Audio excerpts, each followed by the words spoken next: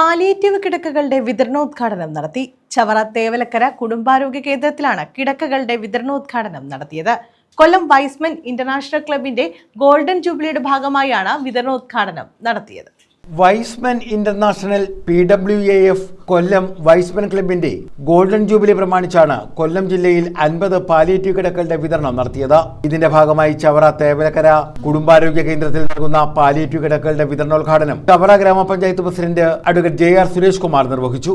നമുക്ക് ഈ പാലിയേറ്റീവ് രംഗത്ത് പഞ്ചായത്ത് വലിയ പ്രാധാന്യമൊക്കെ കൊടുത്താണ് ഇത് പ്രവർത്തിക്കുന്നത്.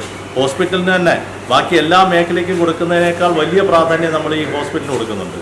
നമ്മുടെ ഹോസ്പിറ്റലിൽ പലപ്പോഴും ഞങ്ങൾ ആശ്ചര്യപൂർവ്വം ഈ ഇവിടെ പുതിയ വരുന്ന സ്റ്റാഫ് ഡോക്ടർമാരായാലും നമ്മുടെ ക്ലാർക്കന്മാരായാലും ആരായാലും നിസ വന്നു കഴിഞ്ഞപ്പോൾ നിസ നേരത്തെ ഒരു ഹോസ്പിറ്റലിൽ ഇരുന്ന് അവിടെ 20-25 ലക്ഷം രൂപയാണ് കൊടുത്തിരുന്നത്. നമ്മളിവിടെ ഈ ഹോസ്പിറ്റൽ FHCക്ക് മാത്രം കൊടുക്കുന്ന 45 ലക്ഷം രൂപയുടെ മരുന്നാണ് ഒരു വർഷം ജനറൽ മെഡിസിൻ വാങ്ങുന്നത്.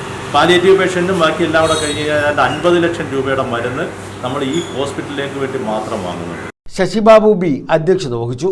ഗവർണറായിട്ട് ഞാൻ ഇപ്പോൾ ഒരു മാസം കഴിഞ്ഞു. കഴിഞ്ഞ മാസമായിരുന്നു എൻ്റെ അധികാരമേറ്റ്. അന്ന് തന്നെ ഞങ്ങൾ 5 പഞ്ചായത്തിലേക്ക് പേപ്പറും ബെഡും കൊടുത്തിരുന്നു. 5 പഞ്ചായത്തിലേക്ക്. ഇപ്പോൾ രണ്ടാമത്തെയാണ് ഈ കിടപ്പ് കട്ടിൽ കൊടുക്കുന്നത്.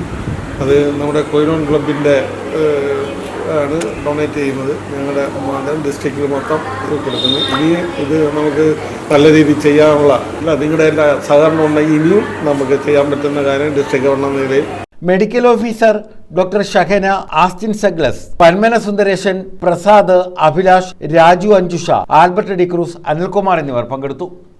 News bureau, Chavara.